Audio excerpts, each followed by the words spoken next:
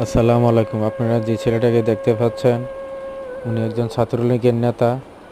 ওনার ওই ছাত্রলীগের নেতাটাকে না পেয়ে ওনার সাথে আমাদের এবং কি আপনাদেরও মার বয়সী ওনাকে আসলে খুন করেছে, কোবাইয়া হত্যা করছে।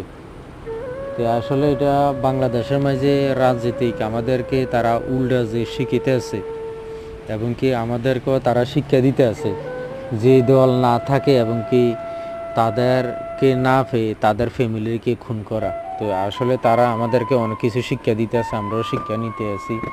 তো ভবিষ্যতে দেখা যায় সামনে এইভাবে চলতে হবে, তাই জন্য তারা শিক্ষা দিতে আছে। তো এটা একটা দুঃখজনক ঘটনা। তো এটাও আসলে এক সময় এটাও এরকম প্রতিরোধ হবে। যে পার্টি ক্ষমতা থাকবো এই পার্টি সব কোপাইয়া মারিয়া লাগবে অন্য ফাটের ফ্যামিলিরে। তো এটা আসলে শিক্ষা দিতেছে তারা মানুষদেরকে।